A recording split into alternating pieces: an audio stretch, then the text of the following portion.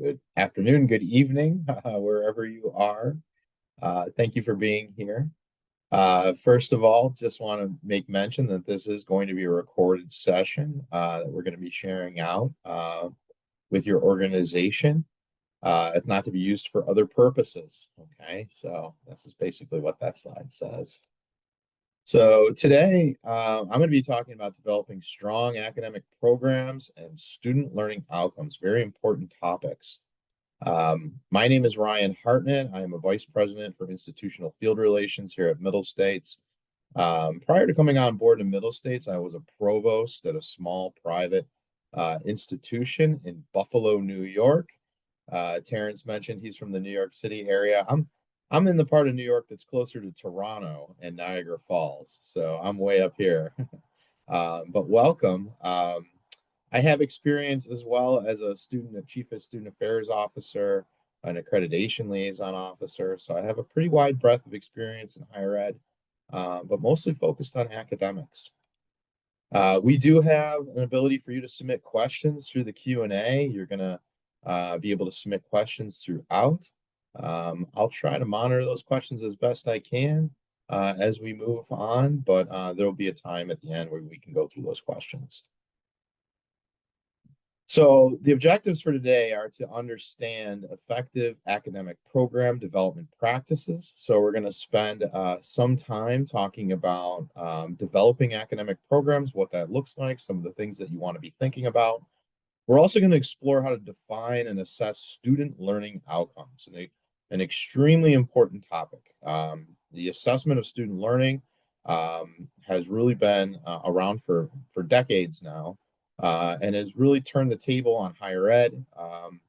And the expectations for student learning assessment, as you'll see, and student learning outcomes has gotten kind of higher each and every year. More sort of expectations are surrounding this. And then finally, I do want to align academic programs and outcomes with the KAE or CHI standards, knowing that those standards are still in progress and to be finally approved. But I do want to make mention of those only because I don't want to steer you on a course for another accreditor. I want to get things sort of right. So I'm not going to go into too much detail there, but you'll see that I do respect what's in process for the CHI standards. So first of all, we're going to talk about foundations of academic program development. Academic program development, your academic program mix, such an important topic.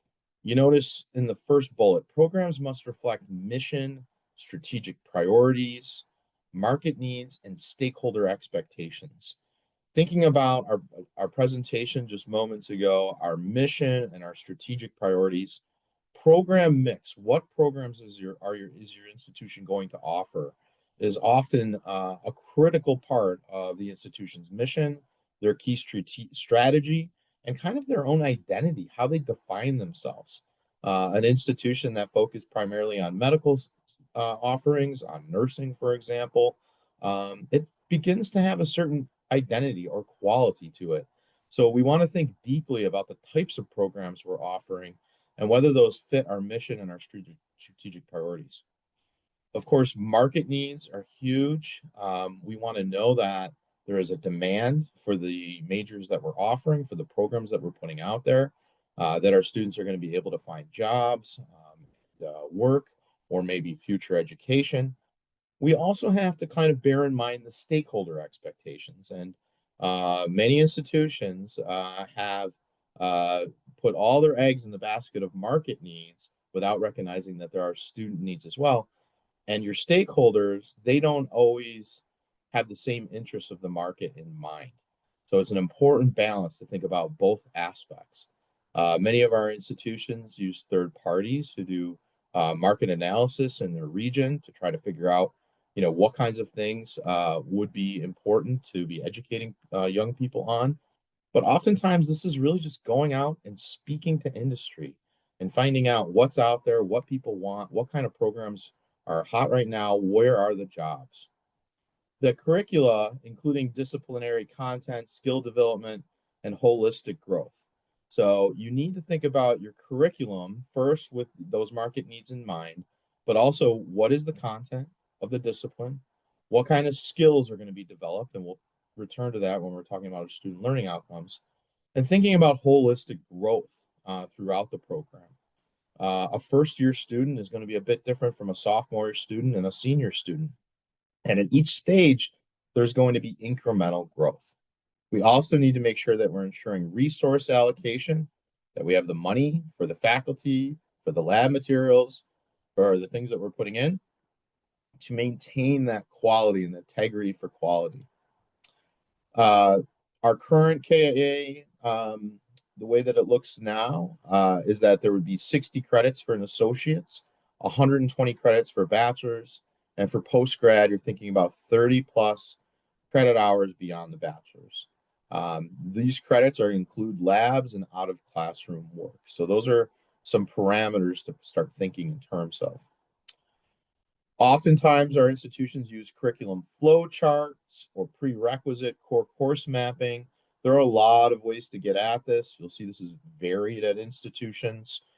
Maybe some of the schools that you went to had sort of a core curriculum requirements.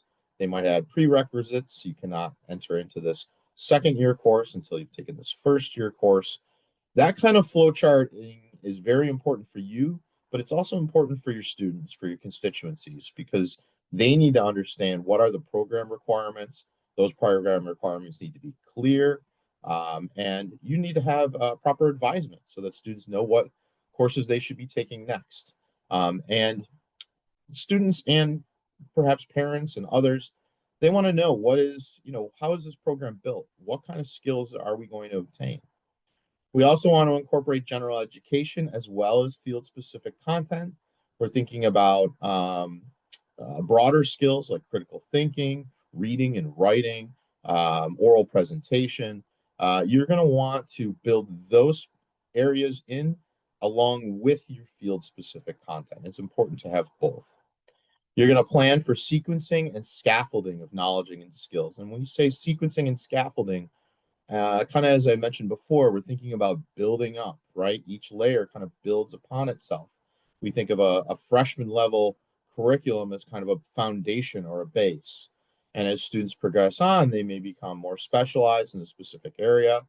Certainly as they go on to graduate school, they're going to be even more highly specialized in a specific area.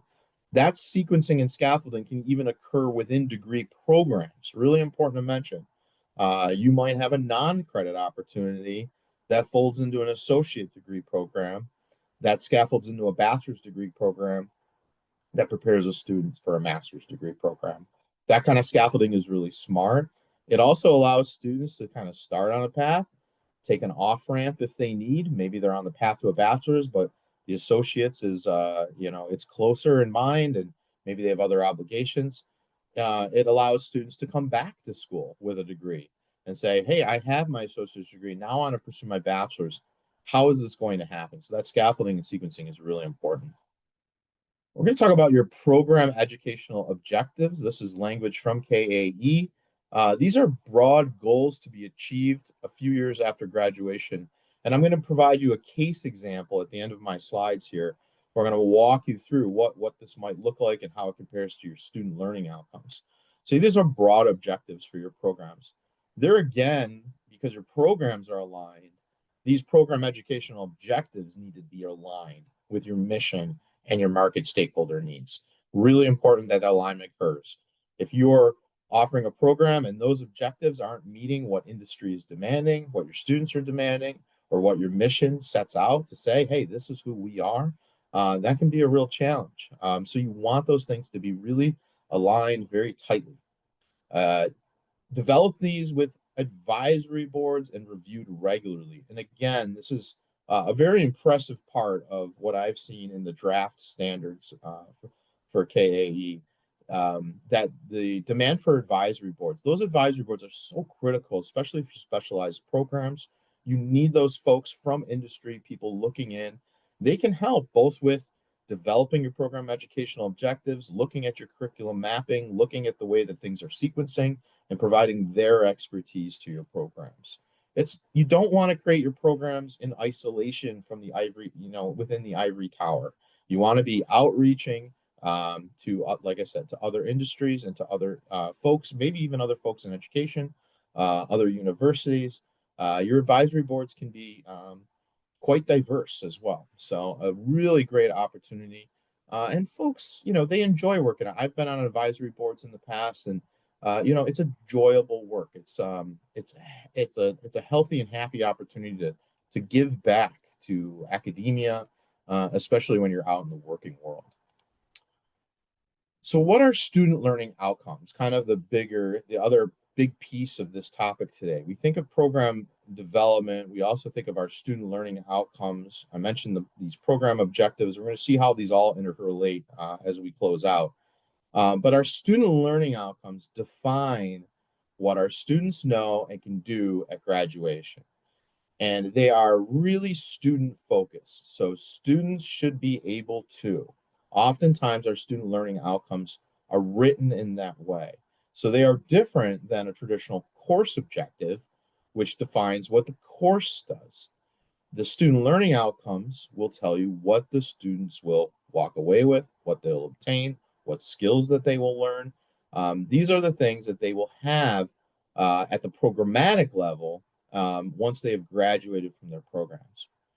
It's important that your student learning outcomes are written in a measurable, observable, and again, student focused way.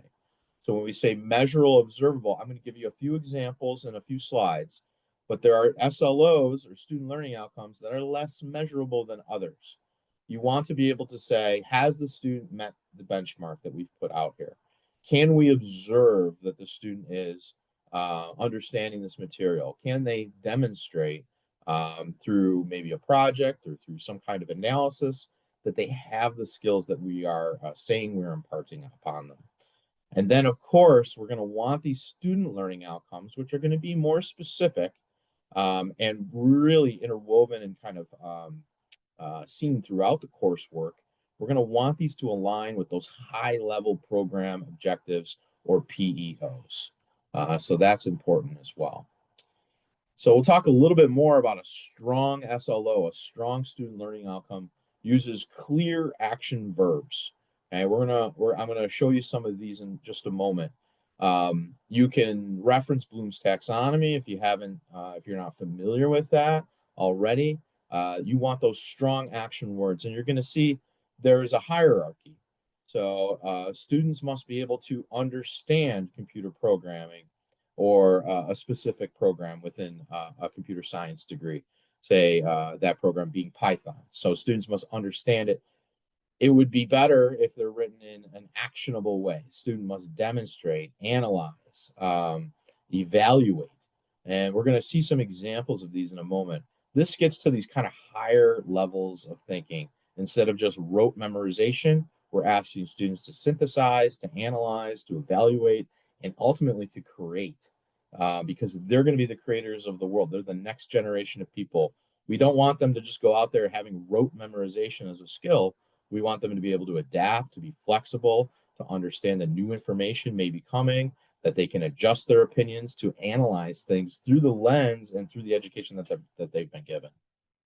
You're going to include specific content and skills. So it might be whether it's computer programming or business administration or chemistry, you're going to mention those specific content and skills within the student learning outcome. You're going to add any context or conditions where applicable, whether that's in the field or in the lab. And then optionally, you can define the expected performance level.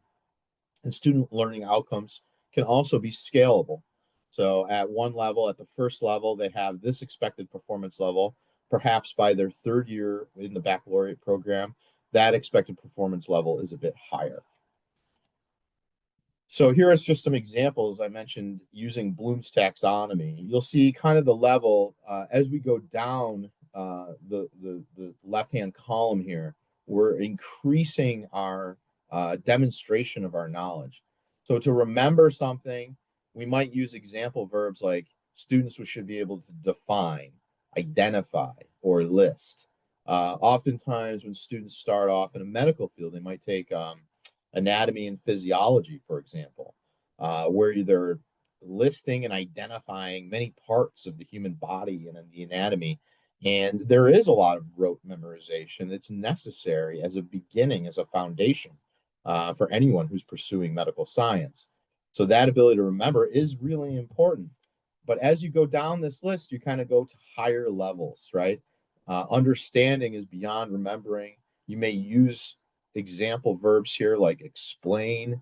Students can explain anatomical features. They can summarize or describe an entire circulatory system, for example. At the next levels, they may be able to apply, right? They could apply their knowledge to a case. They can implement, demonstrate, or use that information that they know. At the higher level, they can analyze, compare, differentiate, critique, and or evaluate and create, right? An evaluation could involve judging, supporting, justifying a position. So they've gone beyond rote memorization to saying, here's how I support and justify my diagnosis for my patient. Think about these levels of learning that we're providing our students and how these are scaling up and getting higher and higher. And eventually, and I always say that the highest level is creation, to design, to construct, to produce, maybe to run their own business, to start their own hospitals. That kind of creativity requires a lot of different skills, going all the way back down Bloom's taxonomy. Some good versus bad SLOs. So you'll notice some of these, right? Like understand leadership, right? That needs some improvement. When we think of an SLO, how do we measure it? How do we know our students understand leadership? Students will be able to understand leadership. Well, how do we measure that? Maybe an exam, but it's a little less measurable than look at our improved and measurable, compare leadership styles, and evaluate their effectiveness. We've brought some content into here. We've used an actionable verb like compare, and we're asking, can our students actually compare these leadership styles and evaluate their effectiveness? We could assess this through an essay. We could score this on a rubric. We could have this as part of an examination. We could have questions that relate to these leadership styles and their levels of effectiveness. Here's another one: gain knowledge of programming. Gain knowledge, not very measurable. It might be something like how we speak. Well, they've gained a lot of knowledge of programming, but it doesn't say anything very specific or measurable. Terrence referenced in his talk SMART goals. Sometimes we think of our student learning outcomes as being SMART, specific and measurable, timely, when, how are we going to measure them? Write a functional Python program with loops and functions, much more specific. And we would say students must be able to write a functional Python program with loops and functions. And we can measure how many of our students were able to do this. We can put them onto a task. We can assess this in both summative and formative ways. So a formative assessment would be kind of assessment along the way in a class project, and a summative assessment might be the final exam, making sure the students can write that Python program with those loops and functions, and they either can or they can't. And then we can look at those student learning out. Very important that we look at the assessment and say, how well did our students do? How can we improve the course outcomes? What kind of changes could I make to my instruction to make sure that more of my students are able to write these functional Python programs?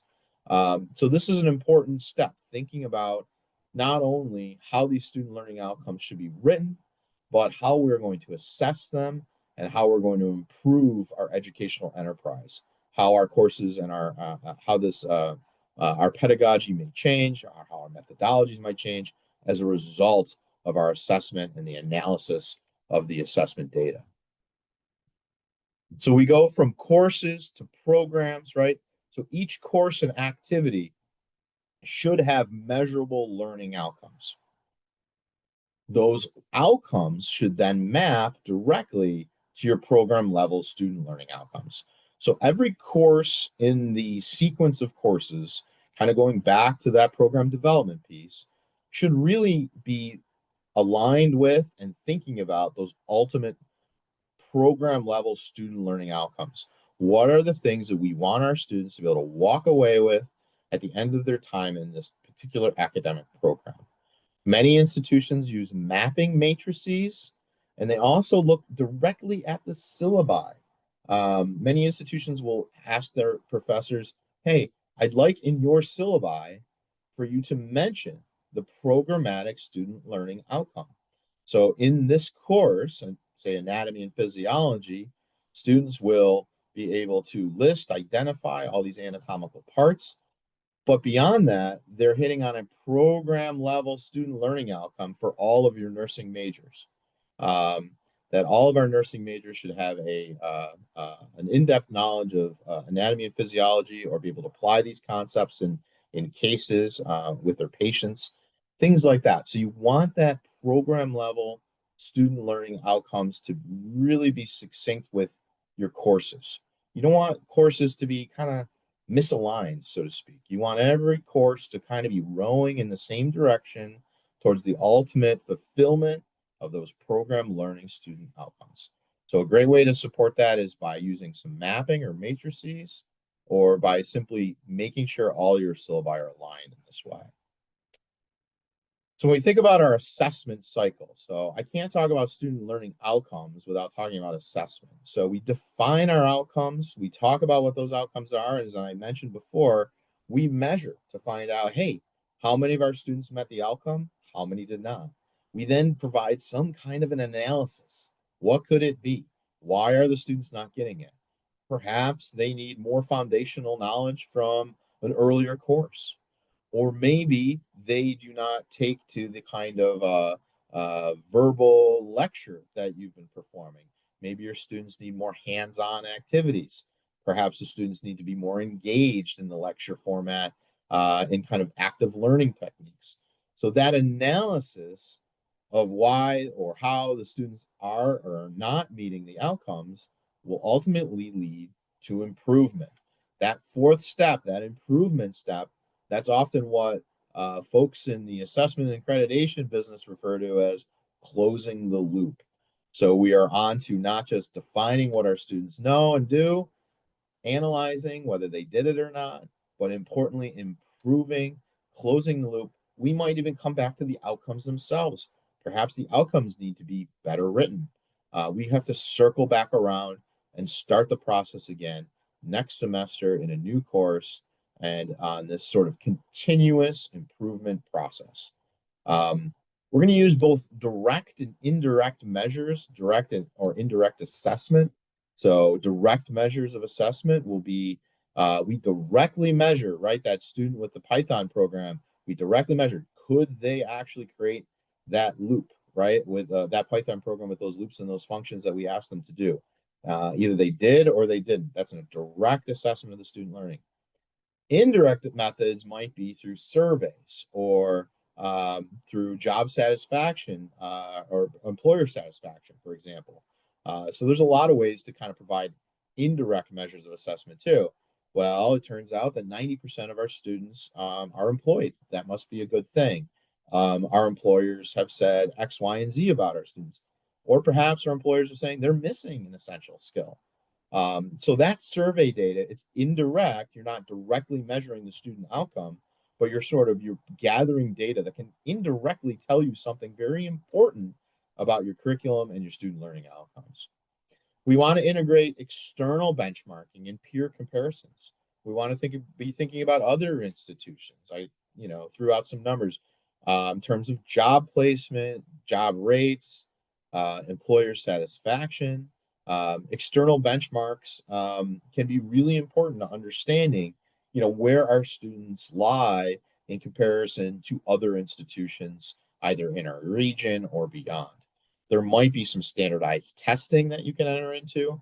Certainly, when we're thinking about specific programs that have an additional credentialing, there's often a final exam, sort of a final test, if you will. And that test is given to all the students graduating from, say, law school that year or medical school that year. And that test is normed and benchmarked so that we can kind of compare apples to apples and say, listen, our institution didn't do so well on this credentialing exam. compared to other institutions in our region. This can also be kind of an indirect assessment of our program student learning outcomes. Are we doing a good job? We may need to take a look back at what we are producing and how prepared our graduates are to sit for these credentialing exams. So I'm going to walk you through a case example. I think I always, it's important to me to give you something tangible instead of just talking kind of in theoreticals. So my walkthrough, we're going to go through a program. We're going to think about our program, our PEOs, right? Our program objectives. We're going to think about our SLOs, right? Program level student learning outcomes, course mapping, and then that assessment loop, really importantly. So I'm going to kind of walk you through this and hopefully this will make sense. Okay. So our case example is going to be a Bachelor of Business Administration. Very popular degree here in the United States. I think it's the most popular degree, to be honest. So you have a Bachelor of Business Administration. Typically, this is a 4-year degree. So you have 4 years to obtain the level of these student learning outcomes and to get at these program educational objectives. So here are some examples of these PEOs. Graduates will lead diverse teams effectively, right? Graduates will demonstrate ethical decision making in business settings. Now, I can imagine there'd be more PEOs than this. I just wanted to throw out a few just to give you kind of a thinking. Maybe it's, graduates will be able to, work in the financial industry or perform accounting functions or marketing, right? Business is a very diverse field. So there might be maybe specific areas that are important to your program that you'd want to add in. You then get to the level of student learning outcomes, which should support your program educational objectives, but they'll be written in such a way as to say students should be able to apply core business knowledge to solve real world problems.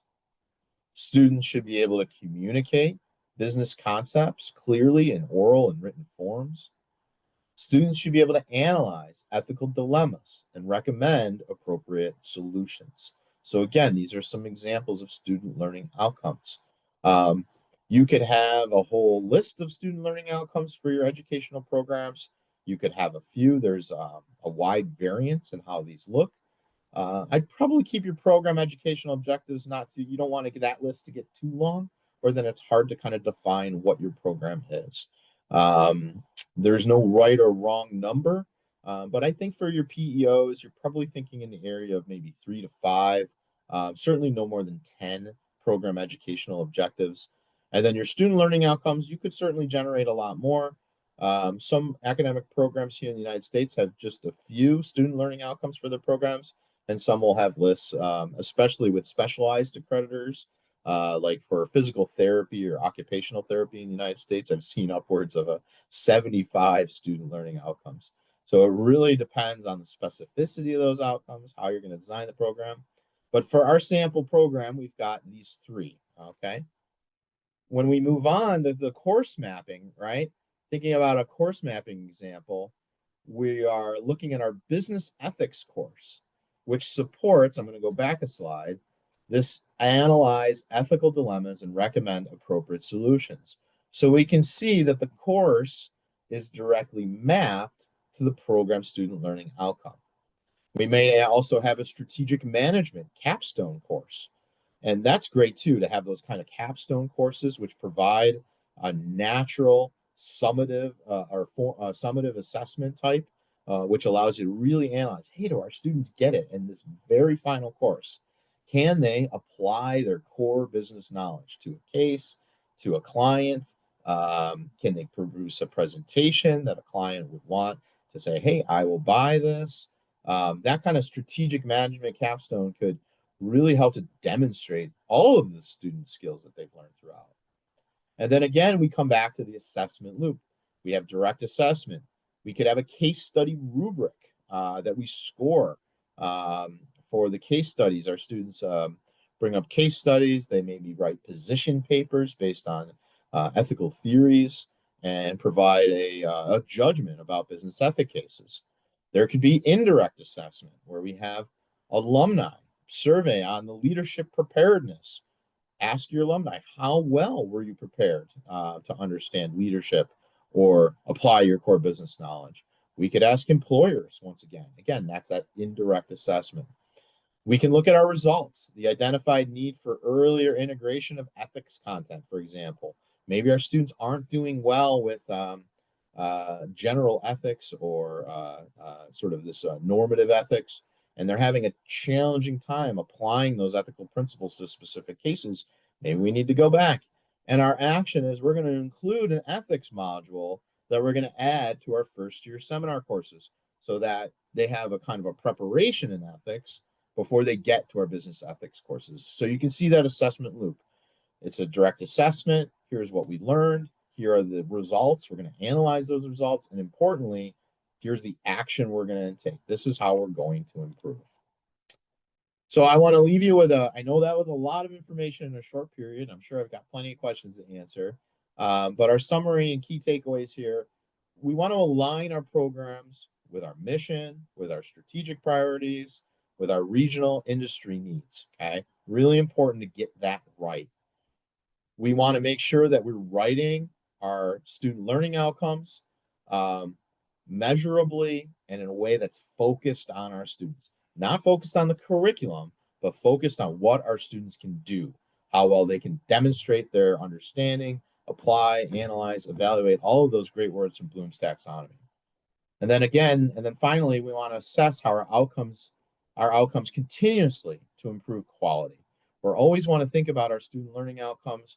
How can those outcomes get better? How can we improve the quality of our programs? That's what this is all about, giving us sort of an objective way to improve the educational outcomes for our students. And that's really my final note on that. So I'm going to jump into the questions.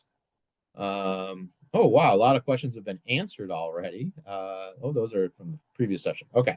How should universities adapt the design and assessment of PEOs and SLOs to align with the changing educational landscape shaped by AI? They should definitely include AI. Let me just say, first of all, AI is taking over a number of fields. So artificial intelligence may be an important piece to what our students are learning in the future.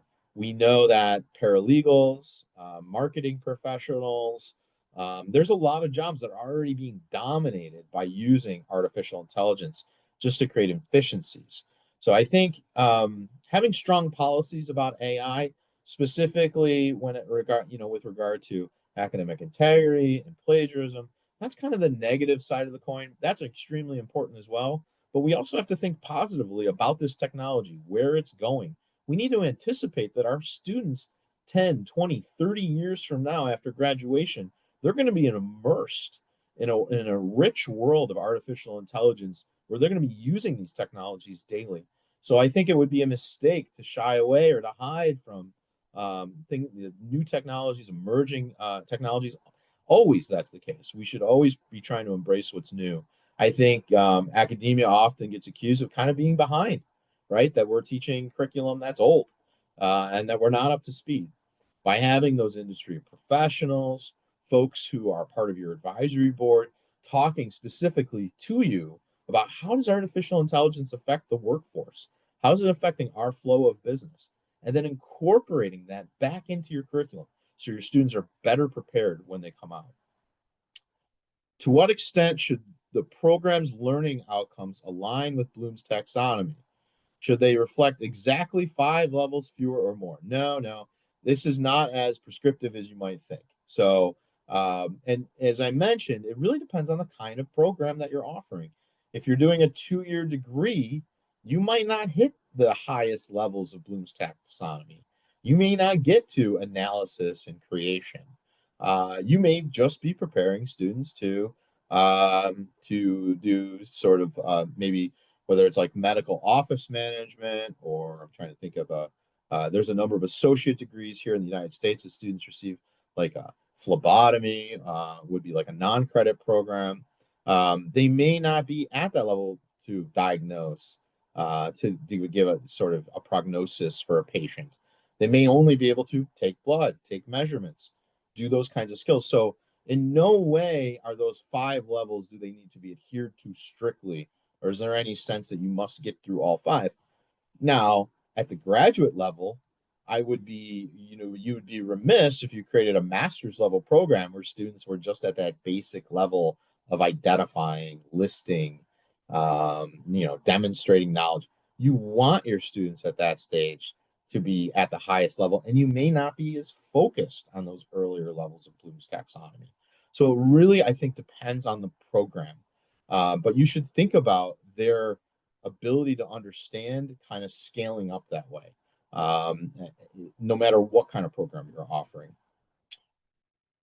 What strategies have you seen work well for integrating international accreditation standards into local academic programs without creating unnecessary bureaucracy?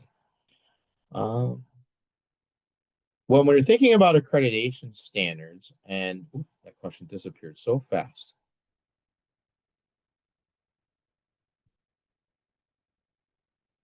Um, when we're thinking about accreditation standards and how they apply to sort of a local constituency, I think that we have many examples of that through middle states, where we have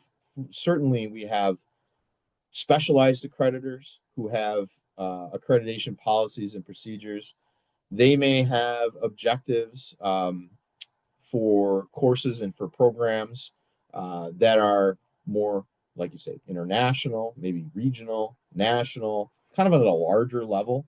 And then when we're thinking about how we're going to incorporate those at our local level, we want to try to the international or these large level sort of accreditation policies and procedures, they should be written in such a way that they're kind of open and accepting to different models. That's why it's important that you're not too prescriptive when you're thinking about these accreditation standards more broadly. You want to be able to assure that any of your smaller local constituencies that they can meet those standards in their own unique way. Just to serve as an example, and I know Terrence mentioned the diversity of our institutions. We have seminaries with fewer than 40 full-time equivalent students. So we have really tiny institutions, and then we have massive universities with tens of thousands of students. We have entire university systems. Somehow, the middle state standards apply to both. So there's a way to kind of get this right without sort of layering on, as you said, that bureaucracy or layering on the demands, by making it kind of open enough that all institutions of various types can engage. All institutions are going to need a mission. They're going to be thinking critically about student learning outcomes. It doesn't matter whether you're running a school for 40 people or for 20,000 people. The essential elements, the foundational elements remain the same. Hopefully that gets at that the answer to that question. Um, some learning outcomes cannot be measured. Um, should we only include measurable outcomes, or should we turn the outcomes into measurable ones? What if we can't turn them into measurable ones? This is a great question. This is a question I have struggled with my entire career, both as a professor, but as a dean, as a former provost, working with faculty. Faculty will tell you these things cannot be measured. There's no measurability. I would challenge you on that. I think there's a lot of measurability. We can find measurability in things that you may not have thought were measurable. I used to work with art faculty, for example, and students would be creating projects. And what we would encourage our faculty to do is to design rubrics that reflect some of the skills and the things that they want students to get out of that particular material. They would then score the students objectively on their rubrics. Even my fine arts professors teaching ceramics and drawing and painting, they eventually turned a corner on this and felt, hey, you know what? This is really helping sort of improve my objectivity in such a subjective field. So I want to say that I would challenge you that there are probably ways to measure objectives that you are measure outcomes that you're not considering, but that you really should be thinking in terms of measurability if you want to objectively understand how your students are doing and to do so in a way that will lead to improvement. If you're kind of starting out with an outcome that's not measurable, then how can you ever say you met it? So that kind of eliminates the purpose of providing a student learning outcome to begin with. How should the curriculum be designed to ensure alignment with both national and international academic benchmarks? And once again, I think you need to be mindful of national, international benchmarks. If there's a specific sort of set of standards nationally for what a dentist is able to do, or for what a medical practitioner or nurse or a computer programmer, whatever those national or international standards or benchmarks are, you need to pay attention to those. Those are very important. You don't want your program to fall short of what others are doing. You want specifically to make sure that you're providing curriculum that's relevant, that students are going to walk away proudly to say, hey, I graduated from X university and we meet the national benchmarks. It might even be a matter of being very explicit about that, letting your students and your faculty know, hey, we intend not only to build great program educational objectives and student learning outcomes, but we intend to meet all of these national and international benchmarks along the way. And being explicit about that, even in your materials, like your outward facing materials on your website and other places. So all of those would be a good practice if you're thinking about meeting those national, international benchmarks. All right, I don't see any more questions. So I am going to end our discussion there, unless I see another question pop up. I see Dylan popping up.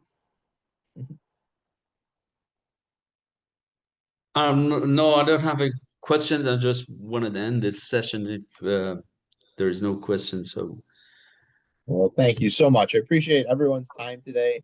It was my pleasure to present to you all. Good luck to all of you as you're working through all of these various intricacies. Honestly, we could probably spend a whole day on any of these topics. So there's so much, I'm sure we will. I'm sure we and will. really There, appreciate yeah. your attention and your participation. So thank you so much. Thank you very much, Ryan, for today. It was a very wonderful presentation, wonderful session. I'm pretty sure it was helpful for our audience.